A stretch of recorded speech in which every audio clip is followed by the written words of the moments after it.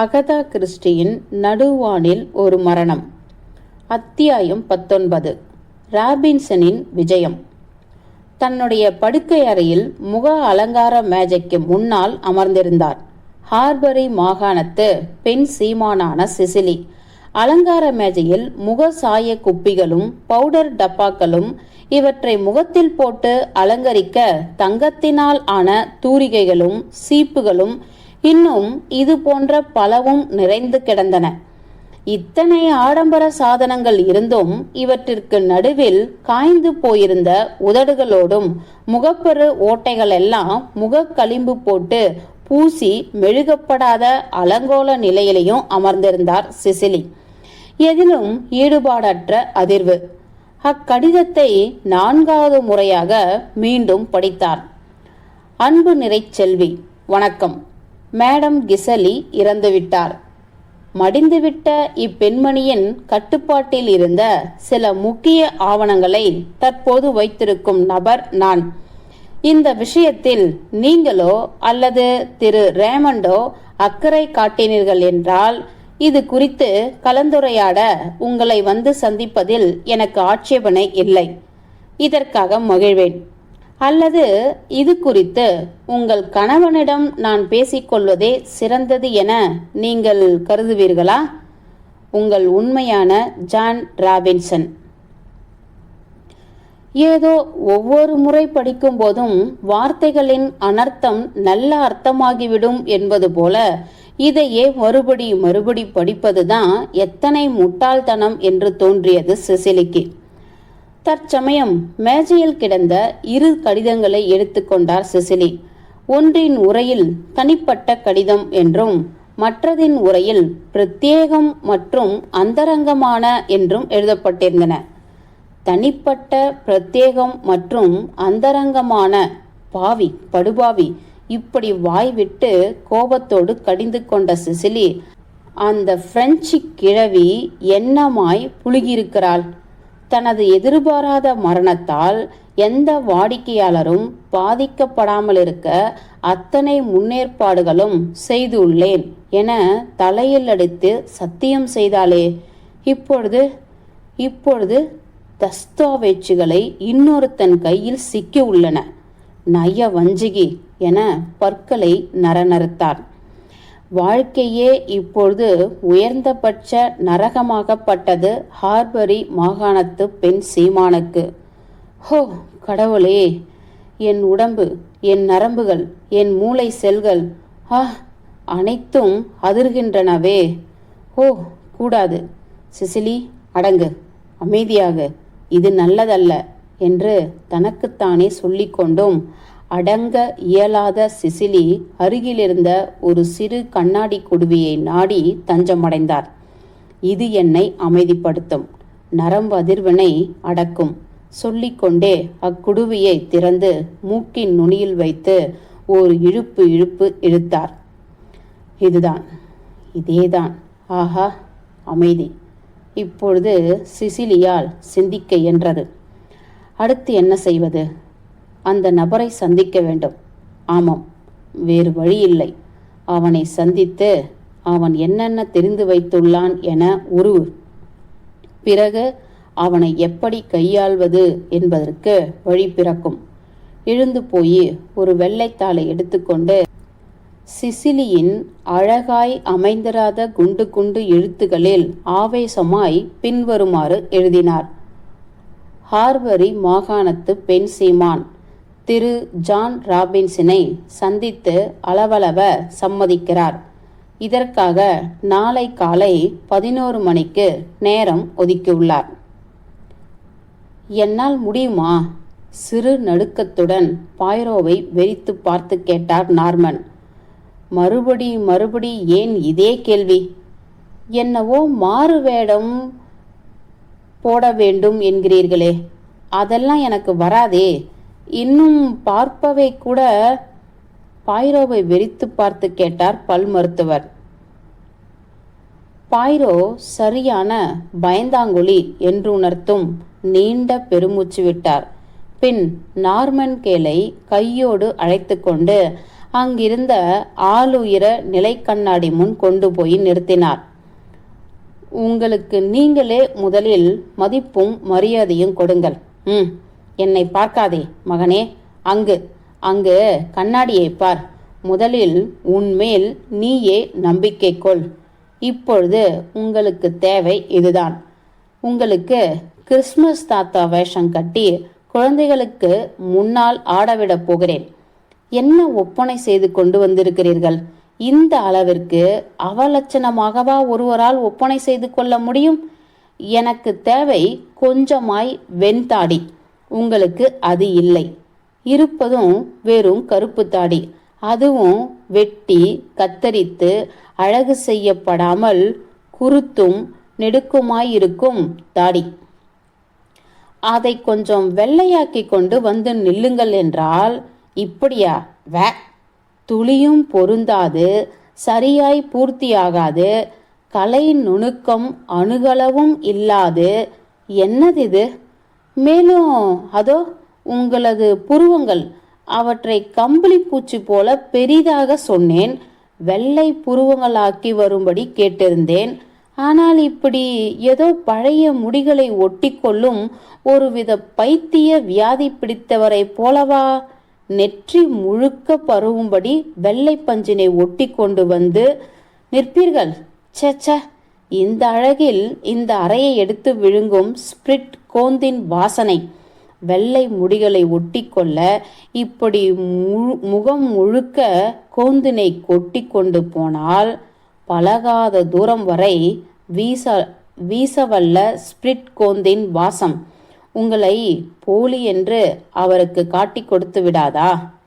இப்பொழுதும் நம்பிக்கையற்று நின்று கொண்டிருந்தார் நார்மன். ஆனால் நான் மேடை நாடகத்தில் நல்ல வேடங்களை கட்டி பெயர் எடுத்து காலகட்டம் ஒன்று உண்டு என்றார் கராராய். நிஜமா? நம்பத்தான் முடியவில்லை. எனில் நீங்கள் நடித்த நாடக குழு உங்களுக்கு ஒப்பனை செய்ய மட்டும் வேறு நபர்களை நியமித்திருக்க வேண்டும். இருட்டில் பார்த்தா கூட உங்களது இந்த ஒப்பனை திருப்தி தராது. இந்த அழகில் பகல் நேர பிரகாசமான ஒளியில் ஹார்பரி அரண்மனையில் கூடவே கூடாது. இப்படி விவரித்த துப்பறியும் நிபுணர் தனக்கு வேண்டிய வேஷத்தில் நார்மனை கற்பனை செய்து பார்த்து கடைசியில் என்று மறுப்பாய் தலையசைத்து விட்டார். இல்லை நண்பா, இந்த வேடம் உங்களுக்கு பொருந்தவில்லை. நீங்கள் பிளாக்மெயிலர், கோமாளி அல்ல. உங்களை பார்த்த மாத்திரத்தில் ஹார்பரியின் பெண் சிமான் பயத்தில் நடுநடுங்கி மயங்கி விழ வேண்டும். வயிறு வலிக்க சிரித்து விடக்கூடாது. விட்டொழிவோம். சிரமத்திற்கு மன்னிக்கவும். வேஷம் கட்டாமல் உண்மையை கையிலேந்தி வெற்றி பெறுவோம். பிடியுங்கள். இந்த கோப்பை தண்ணீரை கொண்டு முகத்தை நன்கு கழுவி நிஜ நார்மனாய் வாருங்கள். குழப்பத்தில் இருந்த நார்மன் இயந்திரத்தனமாய் இயங்கினார்.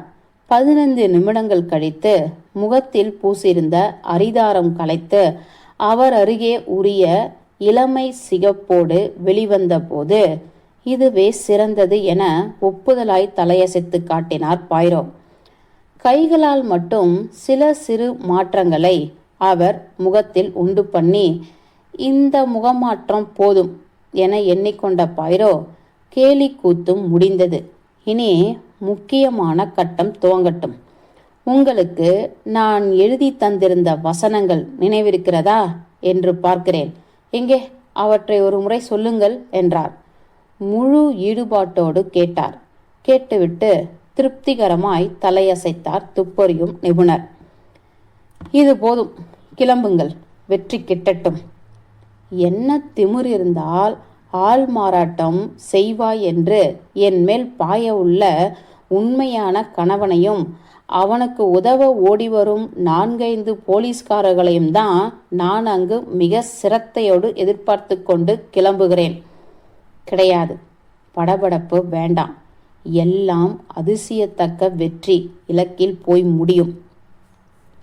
இதையே சொல்லிக் கொண்டிருங்கள் என்று வேண்டா வெறுப்போடு துளியும் நம்பிக்கையின்றி தனக்கு பிடித்தமில்லாத ஒரு பணிக்காக கிளம்பினார் நார்மன்.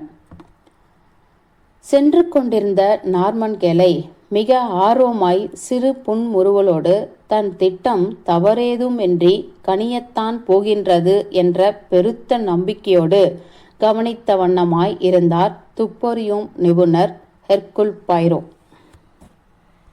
ஹார்பரி மாளிகையில் முதல் தளத்திலிருந்த ஒரு சிறு அறைக்குள் அனுமதிக்கப்பட்டார் நார்மன். அவ்விடத்திற்கு சில நிமிடங்களில் சிசிலி வந்து சேர்ந்தார். தன் நடுக்கம் வெளியே தெரியாமல் இருக்க தன்னைத்தானே இறுக்கமாய் பிடித்து வேலியிட்டு கொண்டார் நார்மன். இது போன்ற ஏமாற்று வேலைக்கு தான் புதியவன் என்று காட்டிவிடவே கூடாது என்ற அவசரத்தில் தத்தளித்து கொண்டிருந்தார் அவர். திரு ராபின்சன், கேட்டார் சிசிலி. அந்த அதிகார குரலே இன்னும் ஆட்டியது பல் மருத்துவரை. இருப்பினும் உங்கள் சேவைக்காக என அழகாக முதுகு வளைந்து வணங்கி களத்தில் இறங்கினார் அவர். உங்கள் கடிதம் கிடைக்கப் பெற்றேன் என்றபடி அமர்ந்தார் சிசிலி. நார்மன் தனக்கு காட்டப்பட்ட இருக்கையை சிசிலியின் பக்கமாய் இழுத்து நெருங்கி அமர்ந்து கொண்டார். அப்பொழுது எனது ஒப்பனை எத்தனை மோசமாகிவிட்டது என எப்படி ஏசினார் அந்த கிழ துப்பறியும் நிபுணர். ஒப்பனை போனால் போகிறது, இப்பொழுது பாருங்கள் என் நடிப்பினை என முடிவாய் இயங்கவும் ஆரம்பித்தார்.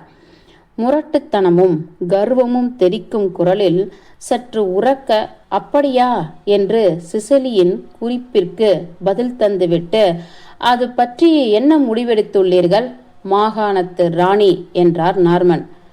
நீங்கள் சொல்ல வருவது எனக்கு விளங்கவில்லை. பேச்சை வளர்க்க வேண்டாமே, முழு விஷயத்திற்குள்ளும் மீண்டும் இறங்க வேண்டுமா என்ன? கடற்கரை ஓரத்து மந்தகாசத்தில் விடுமுறை நாட்கள் முழுவதும் உல்லாசமாய் கிடப்பது எத்தனை மனோகரமானது என்பது யாவரும் அறிந்ததே. ஆனால் கணவன்களுக்கு மட்டும் இது பிடிப்பதில்லை இல்லையா என்று சிசிலியை பார்த்து கண்ணடித்துவிட்டு, என்னிடம் என்ன மாதிரியான ஆவணங்கள் உள்ளன என்பது இப்பொழுது உங்களுக்கு தெரிந்திருக்க வேண்டும். மதிப்பிற்குரிய சிசிலி, இல்லை என சொல்லாதீர்கள். படு சூசகக்காரன் அந்த கிசலி தெரியுமா? பெருந்தொகையை கடனாக தரும்போது வாங்குபவரை பற்றி வண்டியாக விஷயங்களை கிரகித்துவிட்டு தான் கொடுப்பார். ஓட்டல் சாட்சி, கடற்கரை சாட்சி. சரி, போகட்டும். சொல்லுங்கள், உங்களுக்காக அல்லது உங்களது கணவருக்காக யாருக்கு வேண்டும் இந்த ஆவணங்கள்? இது தெரிந்தால் போதும். உதறல் எடுத்து போயிருந்தார் சிசிலி. கால்கட்டை விரல் நுனி முதல் உச்சந்தலை வரை அதிர்ந்து கொண்டிருந்தார். இப்பொழுது ராபின்சன் என்னும் பாத்திரத்தை இன்னும் வசதியாக ஆக்கிரமித்து கொண்ட நார்மன் கடுங்குரலில், நான் விற்க வந்துள்ளேன் என்று குறிப்பிட்டுவிட்டு, நீங்கள் வாங்கப் போகிறீர்கள், இதுதான் ஒரே கேள்வி என்றார். இவை எப்படி உங்கள் கைகளுக்கு கிடைத்தன? இந்த சாட்சிகளை சொல்கிறேன். திருமதி சிசிலி, இது வேண்டாத பேச்சு. உங்களது இக்கேள்வி நாம் பேசுகின்ற விஷயத்திலிருந்து எங்கோ வெளியில் கிடக்கும் சமாச்சாரம். என்னிடம் அவை உள்ளன. இதுதான் முக்கியம். என்னால் நீங்க சொல்வதை நம்ப முடியாது. அவற்றை எனக்கு காட்டுங்கள். ஹோ, முடியாது. நார்மன் நரித்தனமான வினயத்தோடு மறுத்து தலையசைத்தார். நான் எதையும் என்னோடு கொண்டு வரவில்லை. அப்படி ஒரு வாழை மடையன் அல்ல நான். இந்த திட்டத்திற்கு நீங்கள் ஒப்புக்கொண்டீர்கள் என்றால் மேலே பேசலாம். நான் கேட்கும் பணத்தை நீங்கள் எனக்கு தருவதற்கு முன்னால் அத்தனை ஆவணங்களையும் நான் காட்டுவேன். பரிமாறிக்கொண்டு டாட்டா காட்டுவோம். எவ்வளவு பணம்? $10,000 அல்ல, பவுண்டுகள். நடக்கவே நடக்காது. இத்தனை தொகையை கொண்டு வந்து தர என்னால் எதன் மீதும் தற்போதைக்கு கைகளை வைக்க முடியாது. முயற்சி செய்தால் உங்களால் சாகசங்கள் செய்ய முடியும் மதிப்பிற்குரிய சிசிலி என்றார் நார்மன். ராபின்சனின் கரகரக்கும் குரலில், நகைகளை வைத்துக்கொண்டு இத்தனை பணம் மீட்க முடியாதுதான். ஆனால் முத்துக்கள், பவளங்கள் இவை என்றுமே பண சுரங்கங்கள். இதோ பாருங்கள், ஒரு பெண்ணாயிற்றே என இறங்குகிறேன். 8,000 பவுண்டுகள். சரியா? இதுதான் எனது கடைசி ஏலம். சிந்திக்க 2 நாட்கள் அவகாசம் தருகிறேன். என்னால் அத்தனை பணத்தை புரட்டவே முடியாது என துடிதுடித்தார் சிசிலி. என்னை நம்புங்கள். நார்மன் இரக்கமற்ற பெருமூச்செறிந்து மறுத்து தலையசைத்தார். எனில் மகாராஜா ஸ்டீஃபனின் காதுகளுக்கு இங்கு என்னவெல்லாம் நடந்துள்ளன, நடக்கின்றன என்பவை போய் சேர்வதுதான் ஒரே வழி என நினைக்கிறேன். இவை தெரிந்துவிட்டால் உடனடி விவாகரத்திற்கு அவர் தயங்கவே மாட்டார் என்பது என் நம்பிக்கை என்று வெடித்து சிரித்தார். ரேமன் திறமையான வளரும் நடிகன்தான். ஆனாலும் உங்கள் கணவனைப் போல கொழுத்த பணம் இருப்பில் வைத்துக் கொள்ளும் அளவிற்கு அவர் உயரவில்லை என்பதும் நிஜமே. ஓஹோ, என்ன பரிதாபமாய் நிற்கிறீர்கள். இனி பேச ஒரு வார்த்தை தேவையில்லை. யோசிக்க அவகாசம் தந்து ஒதுங்குகிறேன் என கிளம்பிய நார்மன், நான் சொன்ன ஒவ்வொன்றும் ஈவிரக்கமின்றி நான் நடைமுறைப்படுத்த வல்லவை என்பது மட்டும் உங்கள் நினைவில் இருக்கட்டும் என்றார். நின்றபடி அழுத்தமாய் சொன்னார். நான் சொன்னவை கிசலி சொன்னதைப் போல இரக்கமின்றி செயல்படுத்தப்படும். நொறுங்கி போயிருந்த பெண் சீமான் வாயெடுத்து மேலும் பேசத் துவங்குவதற்குள் அறையை விட்டு வெளியேறியிருந்தார் அவர். தெருவிறங்கியதும் ஹோஃப் என்று கண்ணகல விடுதலையை அனுபவித்தார் நார்மன். புருவ வியர்வைகளை துடைத்தெறிந்தபடி அப்பாடா அப்பாடா, அது ஒரு வழியாய் முடிந்தது என்று சொல்லிக்கொண்டார். இந்த கூத்து நடந்து முடிந்த 1 மணி நேரத்திற்கு பிறகு ஒரு அடையாள அட்டை பெண் சீமானிடம் காட்டப்பட்டது. ஹெர்குல் பாய்ரோ, தனியார் துப்பறியும் நிபுணர் என்றது அவ்வட்டை. அதை தூக்கி எறிந்த சிசிலி, யாரது, என்னால் பார்க்க முடியாது என்றார் வெறுப்பாய். முதலாளி, திரு ரேமண்டின் வேண்டுகோளுக்கு இணங்கி இங்குதான் வந்திருப்பதாக அவர் அறிமுகம் செய்து கொண்டார் என பவ்யமாக சொன்னால் பணிப்பேன். ஓ என்று சற்று இடைவெளி தந்த சிசிலி, சரி உள்ளே வர சொல் என்றார். வெளியே சென்ற பணிப்பெண் சில நொடிகளில் மீண்டும் உள்ளே வந்து திரு ஹெர்குல் பாய்ரோ என அறிவித்தாள். நாடக பாணியில் கண்கவரும் அழகான உடை அலங்காரத்தில் வந்திருந்த பாய்ரோ அறைக்குள் நுழைந்து பணிவான வணக்கம் செலுத்த பணிப்பெண் வெளியேறி அறைக்கதவை அடைத்தாள். திரு ரேமண்டா உங்களை இங்கு அனுப்பியது? உட்காருங்கள் திருமதி ஸ்டீஃபன் என்ற பாய்ரோவின் குரல் இப்பொழுது கனிவாகவும் அதே சமயம் முழு அதிகார மிடுக்குடனும் இருந்தது. புருவங்களை புரியாது குறுக்கிக் கொண்டு எந்திரத்தனமாய் உட்கார்ந்தார் சிசிலி.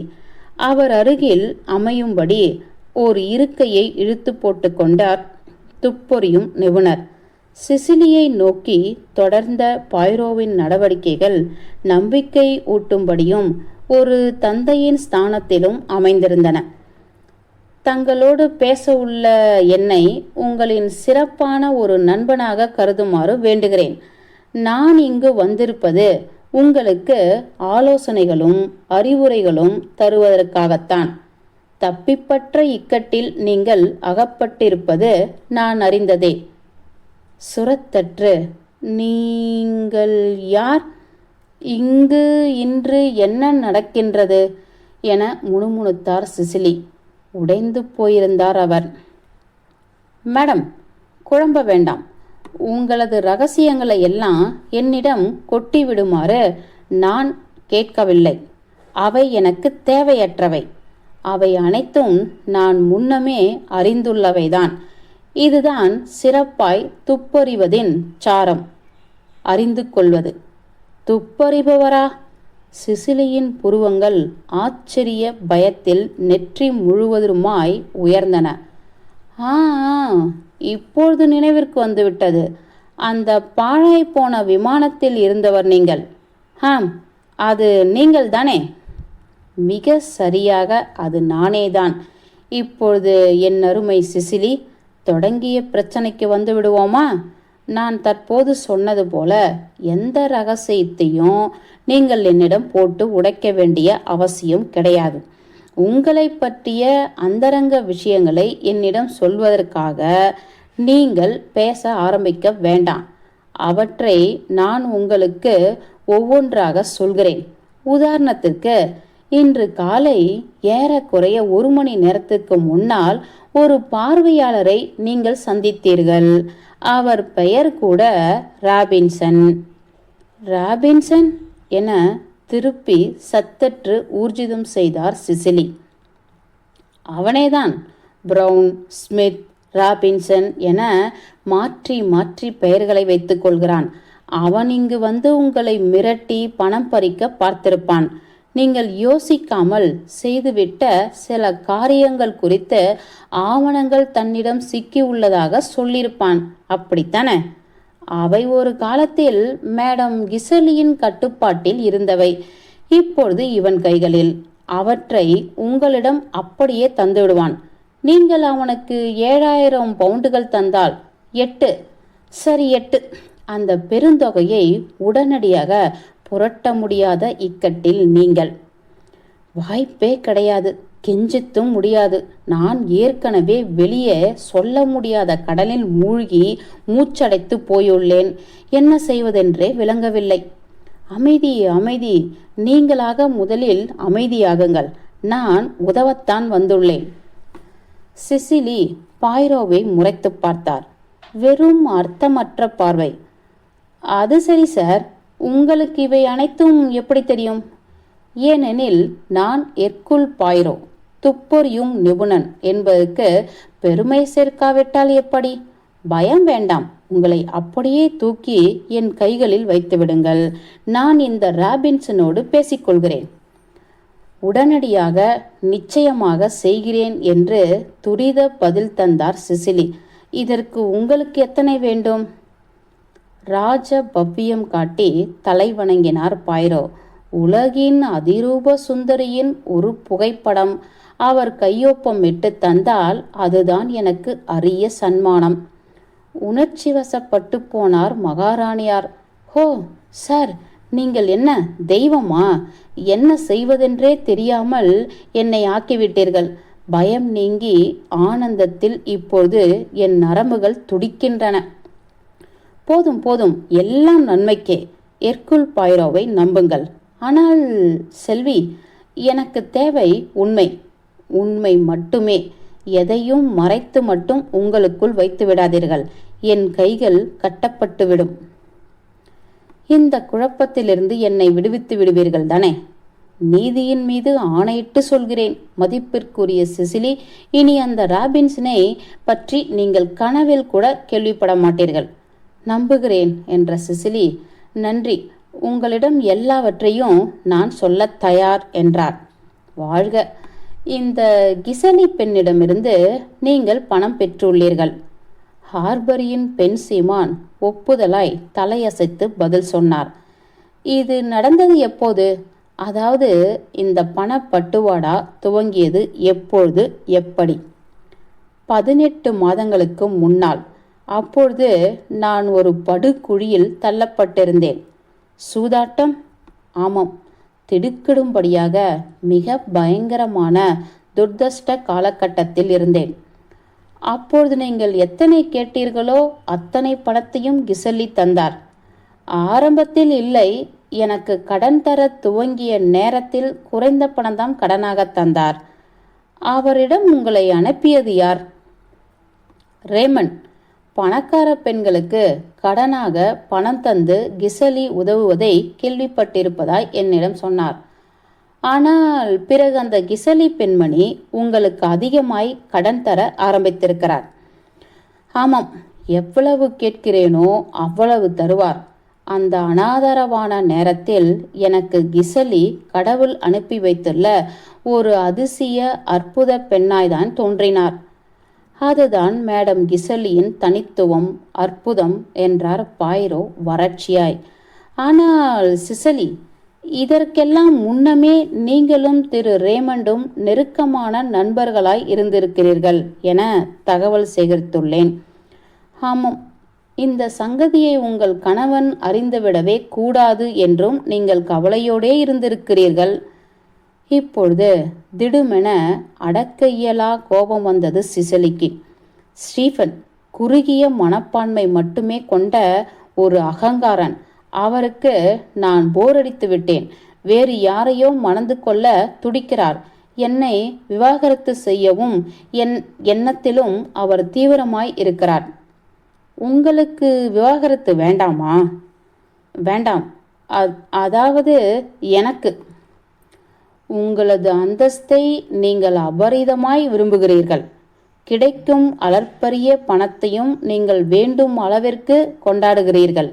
இயற்கையே. வாங்கிய கடனை திருப்பி தரும் காலகட்டமும் வந்தது. ஆமாம், என்னால் பணத்தை திருப்பி தர இயலவில்லை. அப்பொழுதுதான் அந்த பிசாசு அவளது மறுபக்கத்தை திருப்பி காட்டியது. எனக்கும் ரேமண்டுக்குமான நட்பினை அது தெரிந்து வைத்திருக்கின்றது. நாங்கள் இருவரும் சென்றிருந்த இடங்கள், தங்கிய இடங்கள், இவை நிகழ்ந்த தேதிகள் எல்லாமும் அந்த கிழத்தியின் கைகளில் அட்சர சுத்தமாக தஸ்தாவேஜுகளாக இருந்தன. கிழவிக்கு இவையெல்லாம் எப்படிதான் கிட்டினவோ?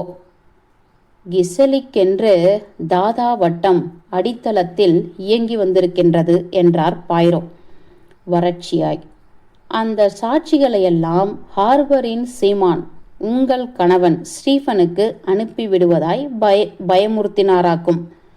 ஆமாம், பணம் தராவிட்டால் நிச்சயம் அனுப்பிவிடுவதாய் நெஞ்சில் கை வைத்து மிரட்டினார். உங்களால் பணத்தை திருப்பித் தர முடியவே இல்லை. ஆக அவரது மரணம் உங்களுக்கு மிக லாபகரமான ஒரு முடிவு. இதற்கு சிசிலி ஆஹா என்று புலங்காகித படும் அளவிற்கு இருந்தது என்றார் மிக உண்மையாய். சரியாய் சொன்னீர்கள். புலங்காகிதம், அதாவது விடுதலை அடைவதால் கிடைக்கும் சந்தோஷத்தின் மிக உச்சம். ஆயினும் அவரது மரணம் உங்களை நரம்பதிர்ந்து நடுங்க செய்ததும் உண்மையே இல்லையா? நடுக்கம். ஆமாம். ஏன்? திருமதி சிசிலி, ஏனென்றால் அந்த விமான பயணிகள் அனைவரிலும் கிசலி பெண்மணியின் மரணத்தை மிகவும் வேண்டிய ஒரே பயணியாக நீங்கள்தான் இருக்கிறீர்கள். அவரின் மரணத்திற்கான இலக்கு உங்களிடம்தான் செறிந்து காணப்படுகின்றது. தனது மூச்சின் உள்காற்றை வெளியிட மறந்து பார்த்தார் சிசிலி. இருக்கலாம், எனக்கு புரிகின்றது. சகிக்க முடியாத சம்பவமாயினும் அப்படி ஒன்று நடந்துவிட்டால் எத்தனை சுகமாக இருக்கும் என்ற நிலையில் நான் இருந்ததும் நிஜமே. சம்பவம் நடந்த இரவிற்கு முந்தைய இரவன்று பாரிஸில் நீங்கள் கிசலியை சந்தித்து தீவிர வாய்ச்சண்டையில் ஈடுபட்டுள்ளதால் உங்கள் மீது இன்னும் தீவிரமாய் கவனங்கள் விழுகின்றன. கிழவி மசிந்தாளா?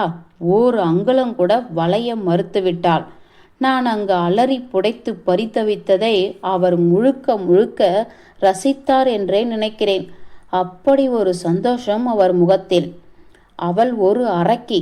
முழுக்க தலை முதல் அடிவரை தூளாகி நொறுங்கி போய் திரும்பினேன். இத்தனை நடந்திருந்தும் மரண விசாரணையின் போது கிசலியை பார்த்தது கூட கிடையாது என நீங்கள் சாட்சி தந்திருக்கிறீர்கள். அதுதானே முடியும், வேற என்ன சொல்ல? சிறு சிந்தனை கொடுத்து சிசிலியை உற்று பார்த்தார் பாய்ரோ. ஆமாம் என்றார் அழுத்தமாய். மிஸ்ஸஸ் சிசிலி, உங்களால் வேற எதுவும் சொல்ல முடியாதுதான். அது ஒரு கொடூரமான விசாரணை.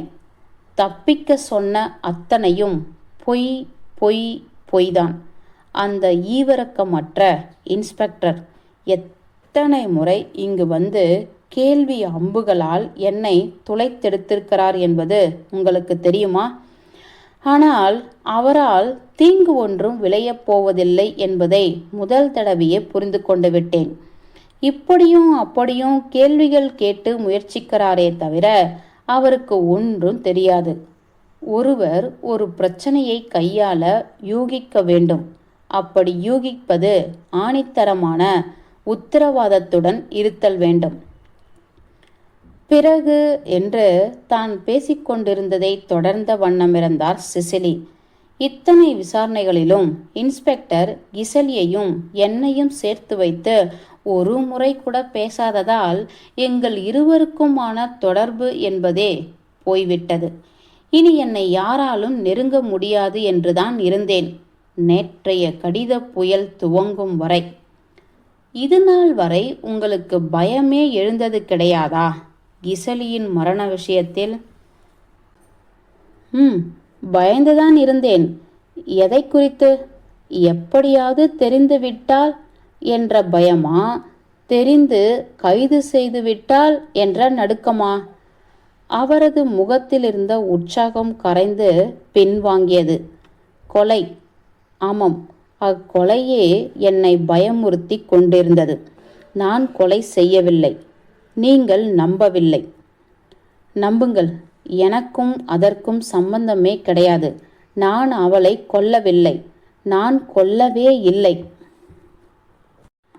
ஆனால் அவர் மரணத்தை நீங்கள் உளமாற வரவேற்றீர்கள். ஆமாம், நான் இப்பொழுது உங்களிடம் சொல்லிக் கொண்டிருப்பவை அனைத்தும் உண்மைகள். திரு பாய்ரோ, ஆமாம், நான் அவரது மரணத்தை ஆர்வமாய் விரும்பினேன். ஆனால் நான் கொல்லவில்லை. உங்கள் பார்வையும் கேள்விகளும் என்னை சுற்றியே நெருங்குகின்றன. ஹோ, நீங்கள் என்னை நம்பிதான் தீர வேண்டும். நம்புங்கள், நான் என் இருக்கையை விட்டு எழுந்திருக்கவே இல்லை. நான் உடைந்து போனார் சிசிலி. அவரது அழகிய நீல நிற விழிகள் கண்ணீரை சுமந்து பாய்ரோவை யாசித்தபடி நிலைக்குத்தி நின்றன. ஹெர்குல் பாய்ரோ அனுசரணையாய் தலையசைத்து ஏற்றுக்கொண்டார். நான் உங்களை 2 காரணங்களுக்காக நம்புகிறேன். சிசிலி, நீங்கள் பெண் என்ற காரணம் ஒன்று. மற்றொரு காரணம் குளவி. தனது விழிகளை அகற்றாது, குளவி என அலறலாய் கேட்டார் சிசிலி. அதே. ஆனால் இப்படி நான் குறிப்பிட்டது உங்களுக்கு அர்த்தமாகவில்லை என எனக்கு புரிகின்றது. விட்டுவிடுவோம். நாம் பேசத் துவங்கிய பிரச்சனையை மட்டும் கையாள்வோம்.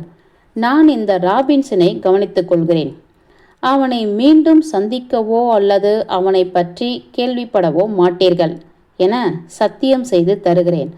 உங்களுக்கு நான் செய்யும் இந்த உபகாரத்திற்காக உங்களிடம் 2 சிறு கேள்விகளை நான் கேட்கப் போகிறேன். பதில் வேண்டும். முதல் கேள்வி, கொலைக்கு முந்தைய தினம் திரு ரேமன் பாரிஸில்தான் இருந்தாரா? ஆமாம், நாங்கள் இருவரும் ஒன்றாகத்தான் உணவருந்தினோம். ஆனால் நான் தனியாக போய் அந்த கிசலி பெண்ணை பார்த்து வருவதுதான் நல்லது என அவர் விரும்பினார். அவர் அப்படி நினைத்தார் இல்லையா? இருக்கட்டும். இப்பொழுது எனது 2வது கேள்வி. திருமணம் நடப்பதற்கு முன்னால் உங்களுடைய பெயர் சிசிலி பிளாண்ட். உங்களுடைய நிஜ பெயர் என்ன? மார்த்தா. ஆனால் இந்த இன்னொரு பெயர் என சிசிலி தொடர கவர்ச்சிகரமாய் இருந்திருக்கும். போகட்டும் என முடித்து தந்த பாய்ரோ, நீங்கள் பிறந்த இடம் என கேட்டார். America, Doncaster. இதெல்லாம் எதற்கு? ஒரு ஆர்வ உந்துதலால் தான். மறந்துவிடுங்கள். இப்பொழுது சிசிலி, உங்களுக்கு சிறு அறிவுரை தர அனுமதிப்பீர்களா? நீங்கள் ஏன் உங்கள் கணவருடன் புத்திசாலித்தனமாக விவாகரத்து செய்து கொள்ளக்கூடாது? எதற்கு? அவர் அந்த பெண்ணை மணந்து கொள்வதற்காகவா? அவர் அந்த பெண்ணை மணந்து கொள்வதற்காகவே. நீங்கள் தாராள மனம் கொண்டு புதுமையை நாடும் விசாலமான பெண்மணி. அவரோ தனது மாகாணம், தனது வீடு என வாழும் ஒரு வகை கட்டுப்பெட்டி. அவரிடமிருந்து பிரிந்து விடுவதுதான் உங்களுக்கு பாதுகாப்பு, பலத்த பாதுகாப்பு. இதற்காக உங்கள் கணவரும் நல்ல தொகையை உங்களுக்கு தருவார். மிக அதிகமான தொகையாக இருக்காது மேடம். அவரிடமிருந்து விடுதலை பெற்றுவிட்டால் நீங்கள் கோடான கோடீஸ்வரனை மணந்து கொள்ளலாமே. அப்படி வரிசையில் நிற்கும் கோடீஸ்வரர்கள் எல்லாம் இக்காலத்தில் கிடையாது துப்பொறியும் நிபுணரே. தப்பு கணக்கு போடாதீர்கள் சிசிலி. நேற்று 3000 கோடி டாலர் கொண்டிருந்தவன் இன்று 2000 கோடி டாலருக்கு தள்ளப்பட்டிருக்கலாம். ஆனால் இது ஒன்றும் குறைந்த தொகை இல்லையே. சிசிலி முதல் தடவையாய் கொஞ்சமாய் சிரித்தார்.